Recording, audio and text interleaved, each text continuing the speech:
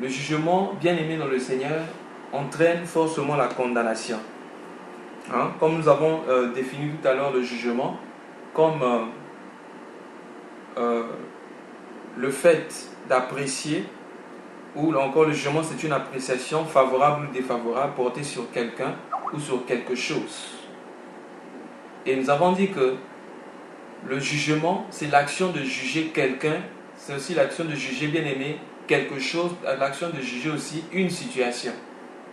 Donc, notre maturité spirituelle sera déterminée par notre façon de juger les situations, notre façon de juger les hommes, notre façon, bien aimé, de juger les circonstances que nous croisons dans la vie. C'est très important. Je bénis le Seigneur pour le message d'hier sur le discernement. Bien aimé, il y a une différence fondamentale entre le discernement et, s'il faut parler, la suspicion, le fait de suspecter. Plusieurs fois, plusieurs de nous, bien aimés, dans l'église, au lieu d'utiliser le discernement, nous utilisons, bien aimé, la suspicion. Ça, c'est très important. Dieu ne nous a pas appelés, bien aimés, à suspecter les frères. Mais Dieu nous a appelés, bien aimés, à avoir le discernement. Je me rappelle d'un bien-aimé qui disait, moi je vais prier pour que Dieu me montre l'état d'âme de tel frère. Bien-aimé dans le Seigneur. Avant de chercher à voir l'état d'âme de quelqu'un, je crois que le mieux serait de chercher à voir son propre état d'âme. Si nous cherchons à voir notre propre état d'âme, de voir comme Dieu. Parce que si nous voulons voir l'état d'âme d'une autre personne avec nos propres yeux, bien aimé, il nous sera difficile de voir ce qui est bien. Parce qu'en réalité, nous ne verrons que ce que nous cherchons à voir. Parce que déjà, lorsque nous suspectons, le fait de suspecter, on suppose quelque chose de mauvais. Mais lorsque nous allons demander à Dieu, Seigneur, fais-moi voir l'état d'âme de tel frère ou de telle personne, à quoi bon allons nous attendre encore? Nous allons bien aimer certainement chercher à voir le mauvais côté. Et facilement, dans cette disposition-là, le diable peut venir nous révéler des choses, ou encore pas nous révéler, mais nous donner des idées, nous donner des informations qui peuvent être fausses. Et nous pouvons prendre ces informations-là comme la révélation de Dieu. Voilà pourquoi, bien aimés, nous devons faire très attention. Dieu nous a appelés à avoir le discernement. Dieu nous a appelés à discerner et non pas à suspecter. Parce que lorsque nous commençons à suspecter, bien aimé, nous imaginons déjà le mal, il nous sera difficile de voir ce qui est bien. Et l'homme naturel suspecte, parce que l'homme naturel voit ce qui est mauvais. C'est parce que j'ai oublié le passage, je crois que c'est dans les psaumes, où le psalmiste est en train de dire, « Pourquoi vois-tu toujours le mal, ô Dieu? Es-tu un homme pour voir le mal ?» Parce que, bien aimé, Dieu ne voit pas le mal. Ses yeux sont trop purs pour voir le mal. Et si nous voulons voir comme Dieu, nous verrons, bien aimé, ce qui est pur. Et cela va nous aider aussi, bien aimé, dans notre façon de prier. Parce que lorsque nous prions, par exemple, pour quelqu'un, cherchons, par exemple, la conversion de la personne, nous devons, bien aimé, chercher à voir aussi ce qui est bien dans la personne. Mais si nous voyons que le mal, il nous sera difficile, bien aimé. Il sera difficile que le Seigneur nous exauce parce que notre prière n'est pas dirigée, c'est-à-dire notre cœur est dirigé dans un sens opposé par rapport à ce qui sort de notre bouche. Parce que lorsque nous prions, on suppose demander ce qui est bien. Mais lorsque nos corps pensent ce qui est mal, bien aimé, ce sont deux sens opposés. Par conséquent, on ne sait pas si nous sommes en train de prier vraiment. C'est très important. Dieu nous a appelés, bien aimés, à être des grandes personnes en ce qui concerne le jugement. Et qu'est-ce que nous devons juger? Nous ne jugeons pas pour dire, par exemple, telle personne va aller en enfer. Bien aimé, ça, ce n'est pas notre responsabilité. Le Seigneur Jésus lui-même a dit qu'il est venu pour les brebis perdues d'Israël. C'est lui-même qui a dit que la porte étroite est celle qui mène à la vie. Peu sont ceux-là qui vont la trouver. Mais le Seigneur dit encore qu'il est venu mourir pour le monde, afin que quiconque croit en lui ne périsse point, mais qu'il ait la vie éternelle. Bien-aimé dans le Seigneur, Le Fils de l'homme n'est pas venu pour perdre, mais il est venu pour sauver. Et si nous avons le cœur du Fils de l'homme, si nous avons l'esprit du Fils de l'homme, nous allons nous diriger, bien aimés, dans la même direction. Nous devons, bien aimer, nous allons, bien aimer, espérer au salut, espérer au changement. Maintenant, à Dieu lui-même de choisir qui va aller en enfer, qui va aller au paradis. Mais ce n'est pas à nous de dire une telle personne, c'est fini pour elle. Cette personne n'entrera pas. C'est pourquoi la Bible dit, il est réservé aux hommes de mourir une seule fois, après quoi vient le jugement. Ce n'est pas à nous, bien aimés, de juger. Voilà, comme nous avons lu ce passage, je vais encore relire ce passage. Dans 1 Corinthiens chapitre 4, le verset 5. La Bible dit, c'est pourquoi, bon, je vais commencer à partir du verset 4, car je ne me sens coupable de rien, mais ce n'est pas pour cela que je suis justifié. Celui qui me juge, c'est le Seigneur. C'est pourquoi ne jugez rien avant le temps. C'est-à-dire qu'il y aura un temps où le jugement viendra. Jusqu'à ce que vienne le Seigneur qui mettra en lumière ce qui est caché dans les ténèbres et manifestera les desseins des cœurs. Alors chacun recevra de Dieu la louange qui lui sera due. C'est très important, bien aimé. Nous devons comprendre que notre jugement, bien aimé, ne sera pas stable du moment où nous ne voyons pas le cœur. Mais seul Dieu qui voit les cœurs des hommes peut apporter un jugement correct. Parce que notre jugement sera, bien aimé, fondé sur les actions, mais ne sera pas fondé sur la motivation. Or, Dieu est celui qui voit le cœur. Et c'est Dieu, bien aimé, sera capable, bien aimé, de nous montrer ce qui se passe réellement, le fond du problème, la racine du problème, si, bien aimé, nous sommes connectés à lui. C'est très important. Et celui qui est connecté à Dieu va exercer quoi? Le discernement. Il ne va pas exercer la suspicion, comme je venais de dire. Celui qui est connecté à Dieu ne va pas chercher à suspecter, mais celui qui est connecté à Dieu, il va bien aimer chercher à discerner. C'est très important, bien aimé dans le Seigneur. Car souvent l'homme, ça c'est la nature de l'homme, l'homme croit plus à ce qui est mauvais que ce qui est bon. On peut faire facilement cette expérience. On vient te dire quelque chose, par exemple, sur un frère. Dès qu'on te dit la chose, automatiquement, les mauvais, si c'est quelque chose de mauvais, toutes les mauvaises idées sur le frère vont commencer à te passer dans la tête. Pourquoi? Parce que le cœur de l'homme est disposé à des mauvaises choses, est disposé à ce qui est mauvais. Voilà pourquoi Dieu nous a donné la puissance d'en haut, afin de ne plus être charnel, afin que, bien aimés, nous discernions les choses comme Dieu et non pas comme nous-mêmes. C'est très important, bien aimé dans le Seigneur. L'apôtre Paul a dit que nous devons être des enfants en ce qui concerne la malice. Parce que les enfants, comme on a vu ça les jours passés, l'enfant ne ment pas. Quand quelqu'un est encore enfant, quand un bébé ment, tu sauras que l'enfant est en train de mentir. Mais plus la personne grandit, plus la personne arrive à maîtriser l'art de mentir. Et quelquefois, l'enfant peut mentir et être à l'aise. Un enfant normal, quand l'enfant ment, bien aimé dans le Seigneur, l'enfant ne peut pas être à l'aise. C'est comme ça aussi qu'on peut discerner, bien aimé, notre vie chrétienne. Lorsque nous cessons d'avoir le caractère de fils, c'est lorsque, bien aimé, nous pouvons mentir facilement. C'est-à-dire, on ment, on se sent à l'aise. C'est la preuve qu'on s'est retiré de Dieu. Parce qu'il est bien aimé dans sa présence, bien aimé. La Bible dit qu'il vit, bien aimé, dans une lumière impénétrable. C'est-à-dire, il est trop saint. Lorsque le mensonge, bien aimé, va se lever, lorsqu'on va essayer de mentir, aussitôt quelque chose, bien aimé, va alerter notre conscience. Notre conscience est tranquille. Lorsque nous sommes en train de mentir, bien aimé, c'est la preuve que nous ne sommes pas dans la lumière. Parce que là où il y a une grande lumière, s'il y a une tache noire, la tache sera vite visible. Mais si nous plaçons ce qui est ténèbres, sans que la lumière manifeste ce qui est ténèbres, ça veut dire que nous sommes dans les ténèbres. On peut penser que nous sommes en Dieu, mais en réalité, nous ne sommes pas en Dieu. Donc l'apôtre Paul nous demande ici d'être des enfants en ce qui concerne la malice, mais sous le rapport du jugement ou du discernement, que nous soyons bien aimés des grands.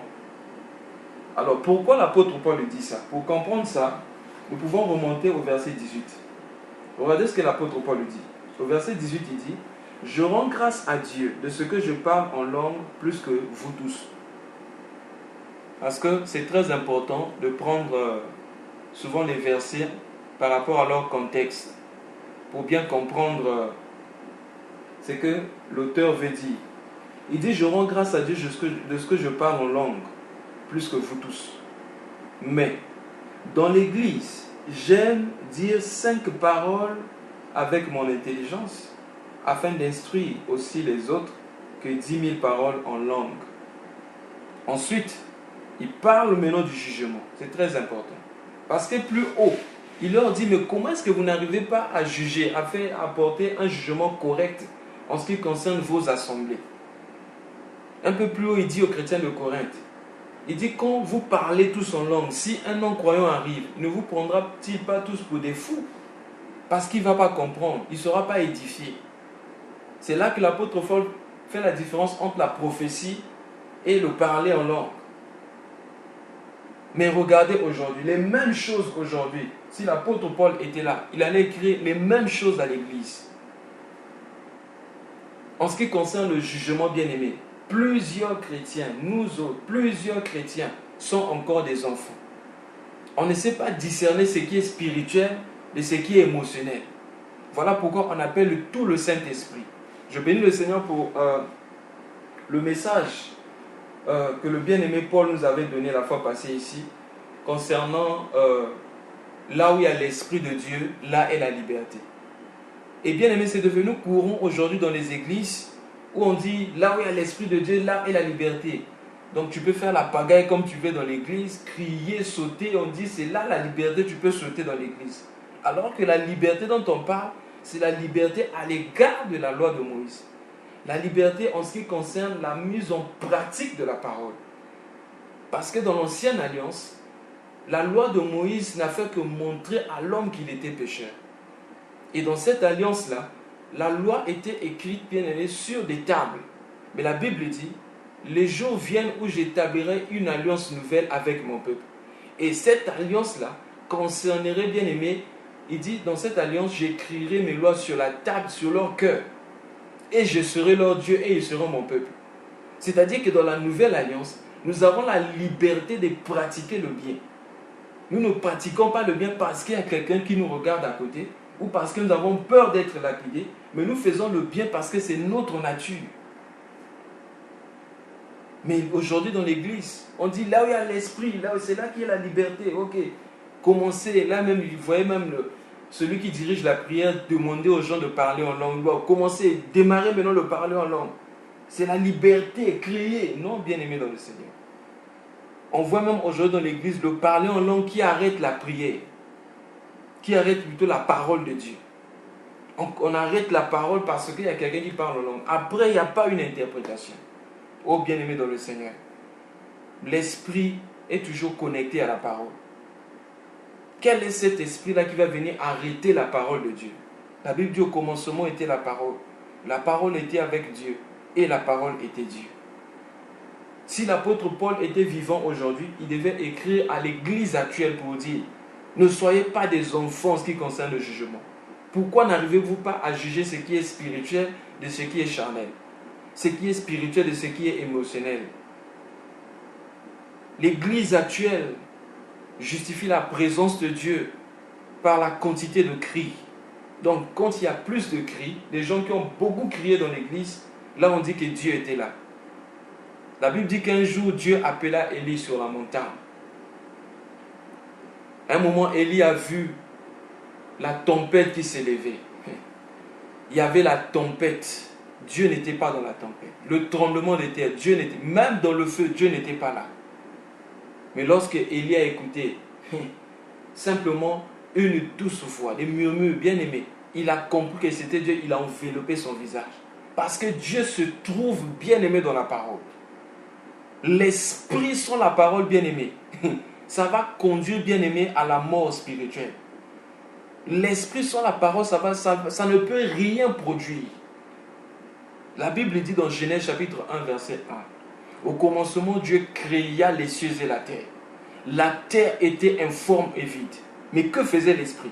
L'esprit se mouvait au-dessus des eaux. Bien aimé, l'esprit se mouvait sur la surface des eaux. Tant que l'esprit mouvait, bien aimé, il n'y avait rien.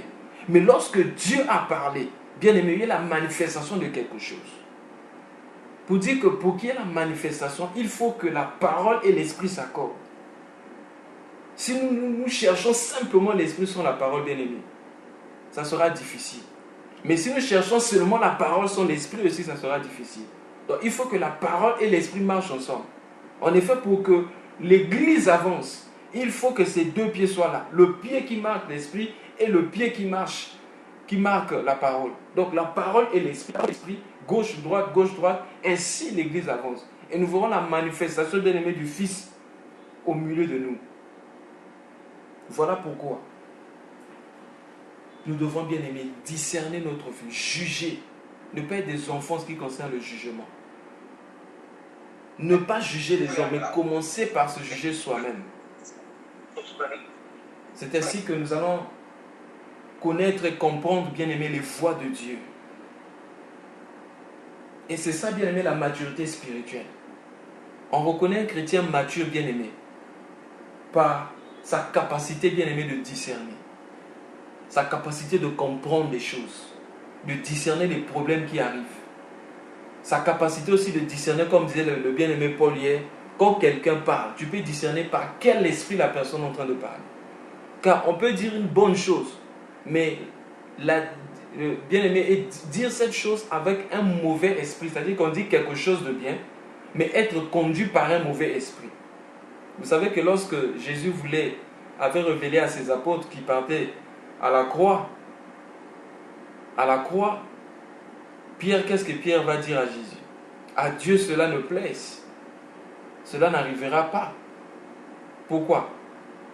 La version hébreu, la version originale dit, Seigneur, aie pitié de mon moi. Cela n'arrivera pas. Aie pitié de mon moi. Donc Pierre était plus concerné par le moi, par le self, que par le Seigneur Jésus-Christ. Et lui croyait que ça venait de Dieu. C'était quelque chose de bien important. Mais bien aimé, ce n'était pas la volonté de Dieu. Nous devons être des grandes personnes en ce qui concerne le jugement. Et comment reconnaître également quelqu'un qui est mature? Celui qui est mature, bien aimé, ne peut pas être ballotté par tout vent de doctrine. Et c'est là l'objectif principal des 5 ministères. L'objectif principal des 5 ministères, nous allons lire ça dans Éphésiens chapitre 4. Éphésiens chapitre 4, du verset 11 au verset 14. Voici ce que la Bible dit.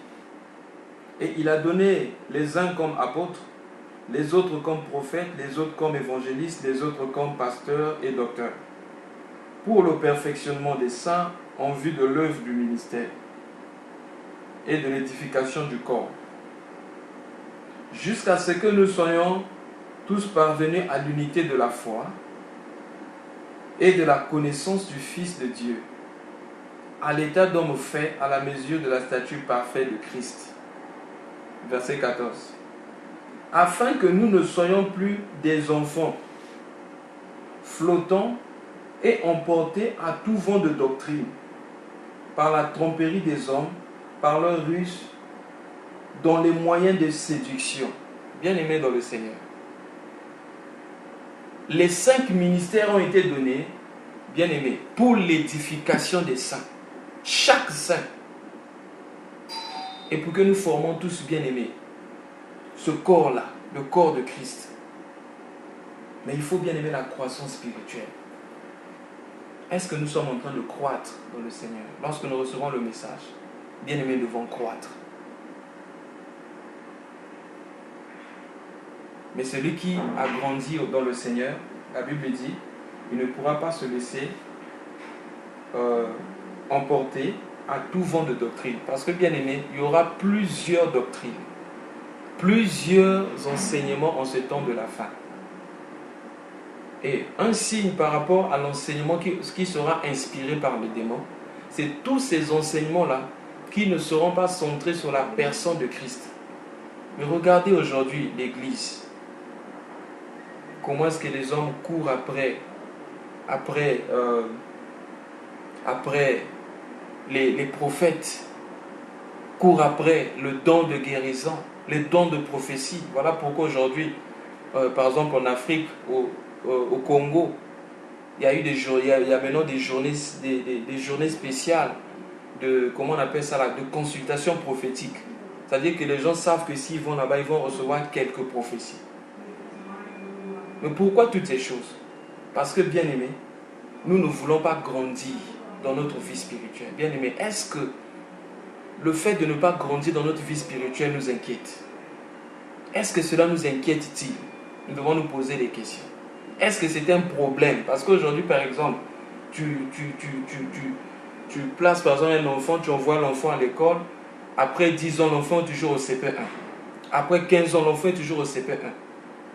Bien aimé, cela certainement va tourmenter mon cœur, va tourmenter ton cœur. Mais le cœur du Seigneur est également tourmenté lorsque nous ne grandissons pas dans le Seigneur. Nous ne devons pas être emportés par tout vent de doctrine. Mais nous devons être, bien aimés, capables, si nous sommes grands, de discerner quel est le message qui vient du Seigneur. Le Seigneur Jésus a dit, mes brebis entendent ma voix et ils me suivent. Et en ce temps de la fin, il y aura la voix de deux sortes de Christ. L'apôtre Paul a dit ça dans 2 Corinthiens chapitre 11. Il dit, je suis jaloux de vous, d'une jalousie de Dieu, car je vous ai fiancé à un seul. 2 Corinthiens chapitre 11, à partir du verset 1 jusqu'au verset 4 là-bas. Il dit, je vous ai fiancé à un seul. Il dit, j'ai peur. Je vais lire ça, 2 Corinthiens chapitre 11, à partir du verset 3. Il dit, toutefois, de même que le serpent séduisit Ève par la ruse, je crains que vos pensées ne se corrompent et ne se détournent de la simplicité à l'égard de Christ. Bien aimé, en ce temps de la fin, le diable ne va pas utiliser autre chose que la parole. Et il a pénétré déjà l'église. Il est déjà dans l'église. Il a envoyé ses agents dans l'église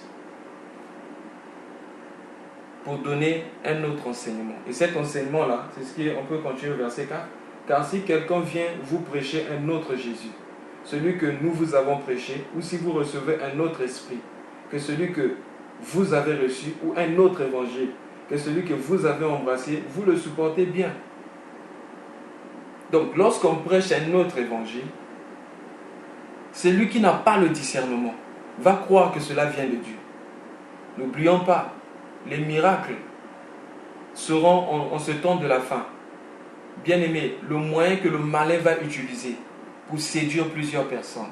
Car le Seigneur lui-même a prophétisé sur ces choses. En disant qu'au temps de la fin, il y aura des séducteurs, des faux Christ qui viendront et qui feront des miracles et des prodiges. Au point même de séduire, si cela était possible, même les élus. C'est pourquoi, bien aimé dans le Seigneur, celui qui a le discernement, celui qui sait comment juger, ne regardera pas aux dons, mais regardera aux fruits que l'homme qui prêche la parole, que l'homme qui fait des miracles produit. C'est très important. Est-ce que ce sont des fruits de l'humilité? Est-ce qu'on peut voir la vie de Christ en lui? Est-ce qu'on peut voir le renoncement dans la vie de la personne? Est-ce qu'on peut voir l'amour de Dieu? Ou c'est l'amour de la grandeur? Ou c'est l'amour de l'argent? C'est des choses bien aimées que nous devons regarder en ce temps de la fin. Parce que le Seigneur est en train de venir. Et en ce temps de la fin, il y aura toujours ces deux messages qui présentent le Seigneur. Un Jésus qui n'a pas besoin de notre sanctification. Un Jésus qui n'a pas besoin de notre sainteté.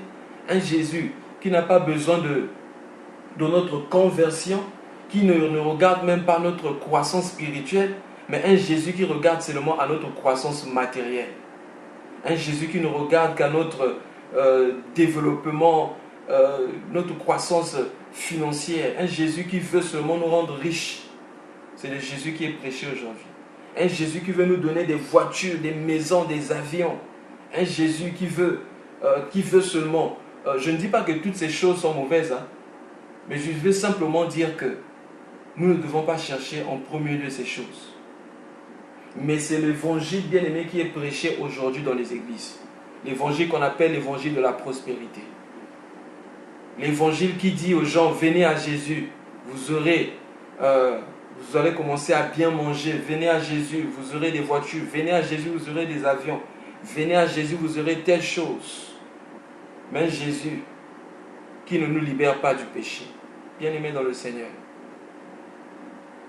La Bible dit, vous connaîtrez la vérité et la vérité vous affranchira. Le contexte parle du péché. Le péché au niveau de sa racine, au niveau de notre cœur. Le Seigneur Jésus vient pour nous donner la capacité d'être libre totalement et complètement du péché. Dans les 3 dimensions de notre être. Au niveau de notre esprit, de notre âme et au niveau de notre corps. Ce que la Bible dit, étant en Christ, nous devons offrir à Dieu nos membres. Les membres là parlent bien-aimés, également de ce corps-ci, comme un sacrifice vivant à Dieu. C'est pourquoi l'apôtre Paul le dit, je traite durement mon corps, afin de ne pas être rejeté, après avoir prêché aux autres. J'ai lu ce passage dans une autre version, une version anglaise, où on dit, dans la version New International Version, on dit, je frappe mon corps. Je le tiens assujetti. Je frappe mon corps, je le tiens assujetti. Bien-aimé dans le Seigneur, la vie chrétienne, ce n'est pas une facilité. Le Seigneur Jésus a dit, tous ceux qui chercheront à vivre pieusement dans le Seigneur, ils seront persécutés. Parce que les vrais prophètes ont été persécutés. C'est pourquoi le Seigneur Jésus a dit, malheur à vous, si tout le monde dit du bien de vous. Il parlait à ses disciples. Malheur à vous si tout le monde dit du bien de vous. Car c'est ainsi qu'on a traité les faux prophètes. C'est pourquoi, bien-aimé dans le Seigneur, tout celui qui cherchera à marcher avec Jésus-Christ, il va toujours être confronté, bien-aimé, à l'esprit du monde. Le monde ne va jamais l'aimer. J'étais en train de lire, bien-aimé, juste avant qu'on commence le message, sur les conditions, bien-aimé, pour être un apôtre. C'est-à-dire la position des apôtres, bien-aimé. C'est comme si je n'avais jamais lu ce passage, alors que je lisais ça souvent. On va lire ça un peu. Dans 1 Corinthiens chapitre 4. Dans 1 Corinthiens chapitre 4, du verset 1 jusqu'au verset 13. La condition bien-aimée des apôtres. Et on peut comparer leurs conditions, leur disposition et la disposition des apôtres actuels. Regardez. Je vais juste prendre quelques versets. Le verset 1 et 2. La Bible dit, ainsi qu'on nous regarde comme des serviteurs de Christ et des dispensateurs des mystères de Dieu. Donc, un apôtre, les envoyés de Christ, c'est ceux-là qui apportent les mystères de Dieu. C'est ceux qui présentent le mystère de Dieu. Un mystère, bien aimé, c'est ce qui est caché. Ce qui n'est pas révélé à la raison humaine. Voilà pourquoi le Seigneur Jésus, quand il a vu Nathanaël, il dit à Nathanaël, parce que je t'ai dit ces choses, tu as cru. Mais vous verrez maintenant le ciel ouvert. C'est dans Jean chapitre 1, je crois que c'est le verset 50 et 51. Il dit, vous verrez maintenant le ciel ouvert, les anges de Dieu monter et descendre sur le Fils de l'homme. Donc monter pour prendre la révélation fraîche venant de Dieu et donner au peuple. C'est ça, bien aimé, le mystère de Dieu. Verset 2. Au reste, ce qu'on demande d'un dispensateur, c'est que chacun soit trouvé fidèle. Donc, dans les apôtres de Christ, bien aimé, on doit trouver la fidélité. Allons directement au verset 9. La Bible dit, car Dieu, ce me semble, a fait de nous des apôtres. Comment sont les apôtres? Il dit, les derniers de tous les hommes. Mais aujourd'hui, lorsqu'on nous présente l'évangile aujourd'hui, on ne présente pas les ministres d'aujourd'hui comme les derniers de tous les hommes. Mais l'apôtre Paul écrit ici que les apôtres étaient les derniers de tous les hommes. Je ne dis pas d'être dernier en classe, par exemple, là où nous sommes, Mais je parle de dernier par rapport au fait d'être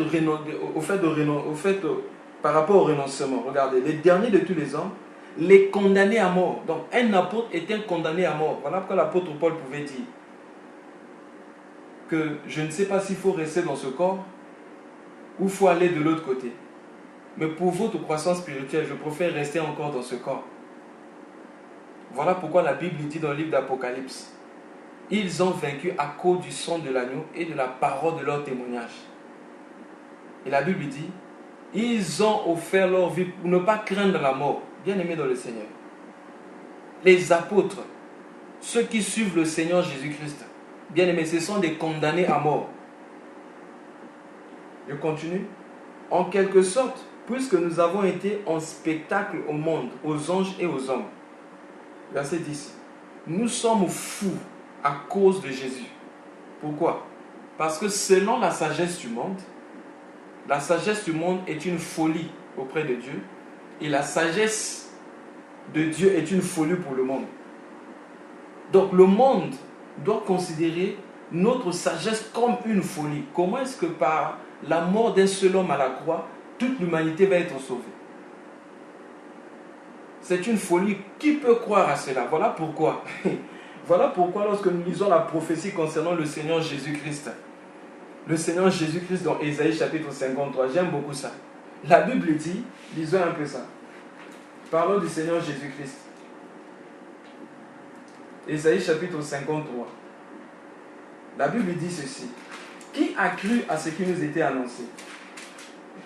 Qui a cru, verset 1. Qui a cru à ce qui nous était annoncé? Qui a reconnu le bras de l'Éternel? Il s'est levé devant lui comme une faible plante.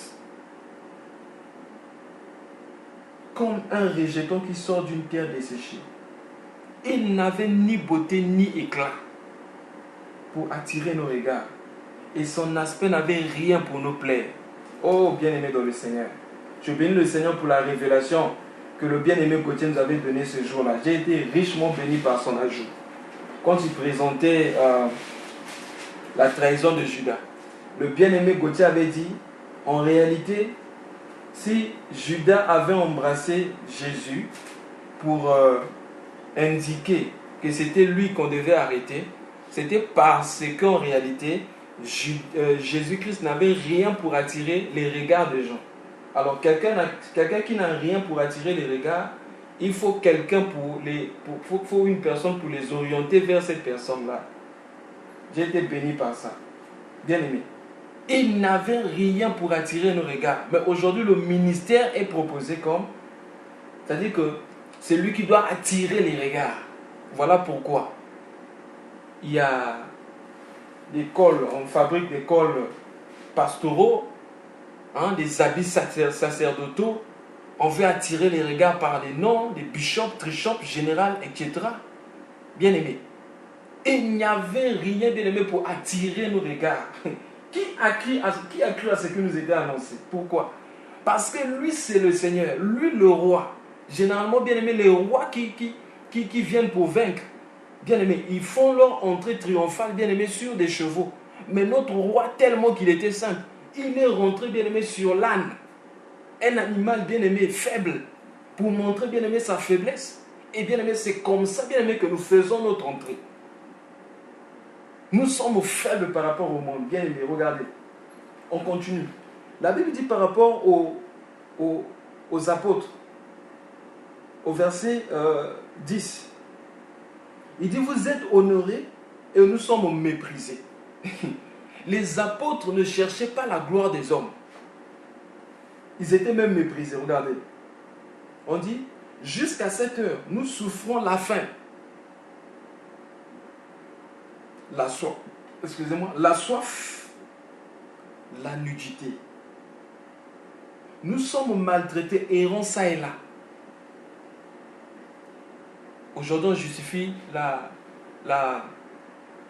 réussite dans le ministère, dans le fait d'acheter une voiture, de construire une maison. Bien aimé, pour les apôtres, la réussite, ce n'était pas toutes ces choses-là. C'était être attaché à Jésus. Les apôtres souffraient, bien aimé, la vie de nudité. L'apôtre Paul qui nous écrit tous ces mystères-là, bien aimé, toutes ces épîtres, l'apôtre Paul à un moment avait faim. Quelquefois il jeûnait quand il y avait à manger, quelquefois il jeûnait parce qu'il n'y avait pas à manger. Des jeûnes forcés. Il dit tout le temps dans les jeûnes forcés, dans le froid, dans la nudité, toutes ces choses. Bien aimé. Est-ce que nous marchons, bien aimés, sur les traces des apôtres? La Bible dit que nous avons été édifiés sur le fondement des apôtres et des prophètes. Est-ce que nous sommes en train de marcher sur les traces des apôtres? Voilà pourquoi, même, il est devenu difficile pour nous de vivre ce que les apôtres ont vécu. Parce que nous ne faisons pas ce que les apôtres ont fait. Bien aimé, c'est la réaction de cause à effet. Si nous voulons vivre ce que les apôtres ont vécu, nous devons faire ce que les apôtres avaient fait. Les apôtres avaient leurs yeux fixés sur Jésus. Tout ce qu'ils avaient, tout ce qu'ils pouvaient, tout ce qu'ils étaient, c'était Jésus. Mais aujourd'hui, bien aimé, en ce temps de la fin, il y a un évangile qui prêche aux chrétiens qui doivent être les plus riches du monde. Bien aimé, un chrétien ne peut pas être le plus riche du monde. Il n'y en a pas. Si un chrétien devient le plus riche du monde, c'est qu'il cesse d'être chrétien. Parce que le chrétien ne va pas venir exposer sa richesse pour montrer. Même s'il est le plus riche du monde, par rapport à ses biens matériels, il ne viendra pas exposer ses richesses. Parce que le chrétien est humble. Oh, bien-aimé dans le Seigneur. Regardez ce qu'il dit des apôtres. On dit, nous sommes fatigués, nous travaillons. Nous nous fatiguons à travailler de nos propres mains. Injuriés, nous bénissons. Nous étions en train de parler des apôtres. On va lire le verset 13. Au verset 13, la Bible dit, calomniés, nous parlons avec bonté. Bien-aimés, comment réagissons-nous lorsqu'on nous calomnie? Lorsque nous sommes calomniés, comment réagissons-nous? Voilà pourquoi, même sur ce point-là, nous devons vraiment prier pour demander l'Esprit de Christ. Vous savez, toutes ces choses-là, les apôtres ne pouvaient pas le faire avant de recevoir le Saint-Esprit. Je bénis le Seigneur parce que j'étais en train de me poser une question, j'étais en train de méditer sur la puissance d'en haut et je me posais beaucoup de questions, mais quand le frère Paul a commencé à conduire la prière, et là le Seigneur m'a donné la réponse par rapport à ça. En étudiant sur la puissance d'en haut, souvent lorsqu'on parle de puissance dans l'Église, on fait souvent référence à la puissance du Saint-Esprit sur les guérisons, le fait de chasser les démons, etc. Mais je remarque que le Seigneur Jésus avait envoyé les apôtres chasser les démons, ressusciter les morts, purifier les lépreux, faire toutes ces choses-là. Il dit, je vous donne le pouvoir, etc. Ils ont fait toutes ces choses. Mais avant de partir, il dit à ses disciples, restez à Jérusalem jusqu'à ce que vous soyez revêtus de la puissance d'en haut. Alors là, je comprends que c'est une autre puissance. La puissance d'en haut ne s'arrête pas, bien aimé, seulement au niveau de chasser les démons, guérir les malades, parler en langue, etc. Mais la puissance d'en haut, c'est cette puissance-là que les hommes de l'ancienne alliance n'avaient pas. C'est la puissance, bien aimé, qui vient transformer le caractère.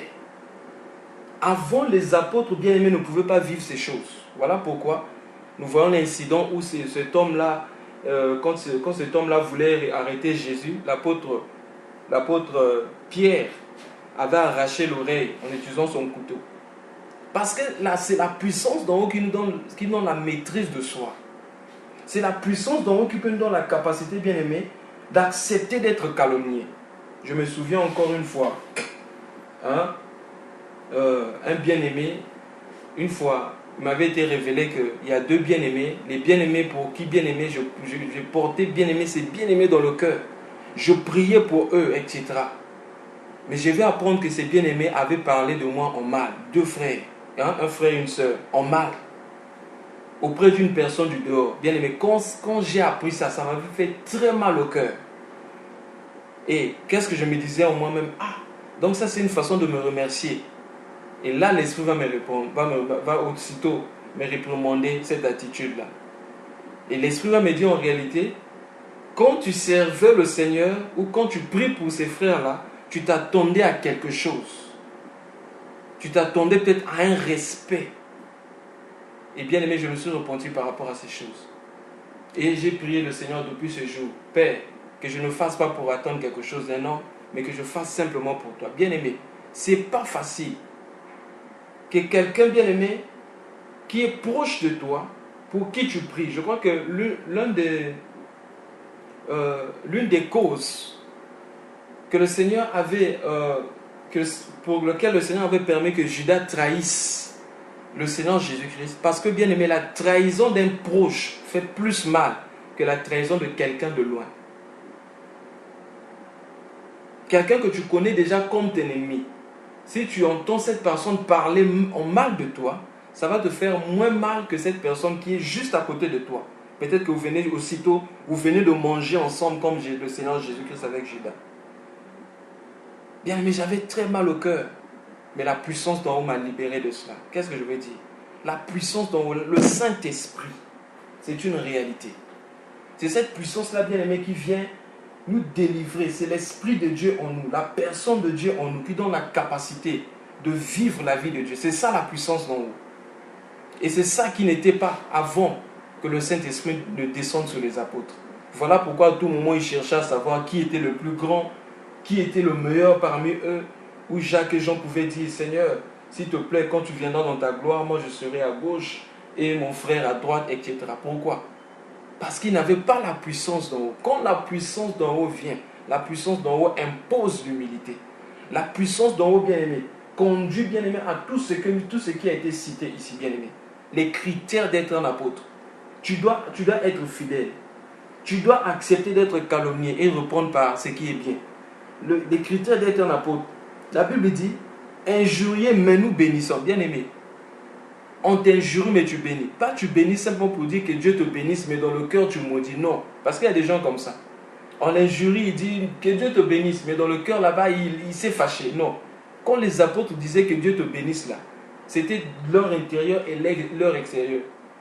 Ce n'était pas, bien aimé, simplement des paroles, des expressions religieuses ou encore une façon de paraître humble ou une façon de paraître chrétien. Non. Bien aimé, c'était la réalité. On les insultait, mais dans leur cœur, bien aimé, ils bénissaient. Et ils bénissaient aussi avec leur bouche. Être un apôtre de Christ, bien aimé, ils ont accepté la souffrance. Bien aimé, je ne dis pas qu'il faut souffrir. Mais si Dieu permet la souffrance, nous serons dans la joie. Parce que nous ne sommes pas attachés à cette terre. Nous sommes attachés à Dieu. Notre joie, c'est d'abord être dans la présence de Dieu. C'est ainsi que nous ayons à manger, que nous n'ayons pas à manger. Nous allons glorifier le Seigneur. Dans quel contexte l'apôtre Paul lui dit, je peux tout par celui qui me soutient? C'est dans quel contexte? Quand nous lisons ça dans le livre de Philippiens. C'est dans le contexte quand l'apôtre Paul lui dit, je sais vivre dans la disette, je sais vivre dans l'abondance. C'est ça. C'est-à-dire que quand je suis dans l'abondance, cela ne change pas mon caractère. Cela ne change pas mon comportement. Quand je suis aussi dans la pauvreté, cela ne change pas mon comportement. Pourquoi? Parce que moi je regarde à autre chose. Mes yeux sont fixés sur autre chose. Je ne suis pas fixé sur ce que tout le monde voit. C'était ça, bien aimé, leur secret. Regardez ce que l'apôtre Paul dit ici. Il dit, nous sommes devenus, bien aimés, les balayures du monde. Vous savez, le mot balayure signifie quoi? Le mot balayure signifie ordure. Nous sommes des ordures. C'est-à-dire que nous sommes des choses qu'on utilise, qu'on balaye, qu'on ramasse. Hein? Quand on fait un tas d'ordures pour mettre, bien aimé, utiliser la ramassette et jeter dans la poubelle, c'est ça. L'apôtre Paul identifie les apôtres à ça. Imaginez-vous. Il dit, nous sommes des ordures qu'on balaye. Oh, bien aimé dans le Seigneur. Et il continue. Nous sommes le rébut de tous. Bien aimé, le mot rébut là, c'est ce qu'il y a de mauvais, c'est qu'on jette. Le rébut là, c'est ce qu'on jette. Nous sommes ce qu'on jette. C'est que tout le monde rejette. C'est pourquoi nous allons encore redire cela. Si le monde est digne pour nous et nous sommes dignes pour le monde, posons-nous la question si nous sommes en train de marcher avec Jésus. Car le Seigneur Jésus a dit, comme moi j'ai été rejeté, vous serez rejetés à cause de moi. Je ne dis pas de chercher à être rejeté. Mais si nous marchons avec Christ, nous ne serons pas surpris d'être rejetés. Et si nous sommes disposés à ça, cela ne nous fera pas mal, bien aimés. On va être rejeté des synagogues. Parce que lorsqu'on va présenter la vérité, les hommes ne vont pas accepter. Nous serons traités de tout. Mais mieux vaut être avec Jésus que être avec 450 prophètes de Baal et 400 prophètes d'Astarté. Élie était seul avec Dieu. Michée était seul avec Dieu. Il n'a pas accepté de parler le même langage que tous ces prophètes-là. C'est pourquoi, bien aimés dans le Seigneur, nous qui sommes arrivés en ce temps de la fin, nous devons discerner si nous sommes en train de marcher avec Dieu. Nous devons grandir en ce qui concerne le jugement. Le jugement d'abord sur nous-mêmes, sur notre propre vie.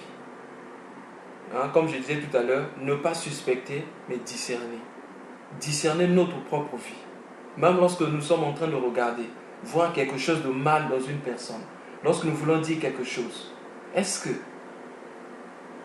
nous avons une bonne disposition dans notre cœur? Voilà pourquoi la Bible dit que chacun soit long à parler et long à se mettre en colère. Ça veut dire que lorsque notre cœur bouge, lorsque nous sentons que notre cœur n'est pas à l'aise, notre cœur n'est pas stable, le mieux serait, bien aimé, de ne pas parler. Mais le mieux serait de se taire. Mais de discerner d'abord notre cœur. Discerner ce qui se trouve dans notre cœur. Ce qui se passe dans notre cœur. C'est alors que nous allons, bien aimé, avancer avec le Seigneur. Donc voilà ce qu'étaient les apôtres. En ce qui concerne, bien aimé, le jugement, en ce temps de la fin. Bien aimé, discernons notre vie. Sommes-nous en train de vivre devant la présence de Dieu, devant la face de Dieu? Ou sommes-nous, bien aimés, en train de vivre devant la face des hommes? Sommes-nous en train de marcher avec Dieu? Ou sommes-nous simplement en train de marcher avec les hommes? Commençons d'abord à marcher avec Dieu avant de marcher avec les hommes. C'est ainsi que, bien aimés, nous allons connaître notre vrai état. Mais si nous ne nous discernons pas, nous regardons aux hommes, bien aimés, voilà encore un autre signe pour savoir que nous ne sommes pas encore grands spirituellement.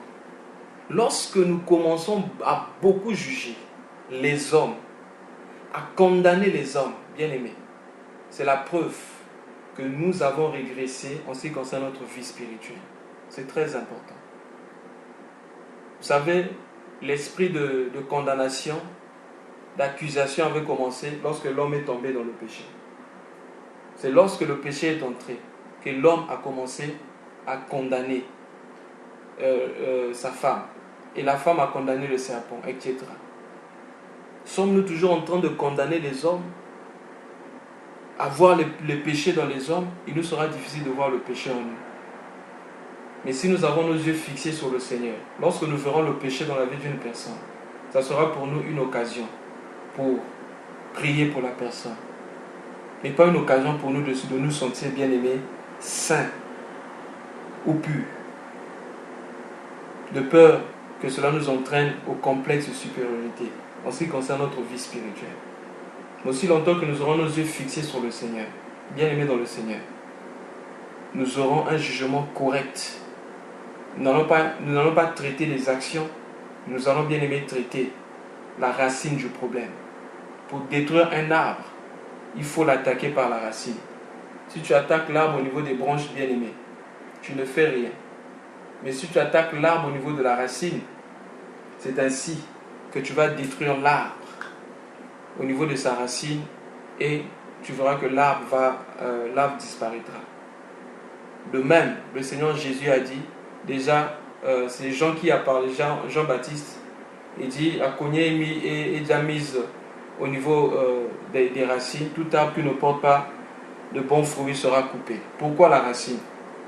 Parce qu'il faut traiter le problème au niveau de sa racine. C'est ainsi que, bien aimé, même dans notre vie,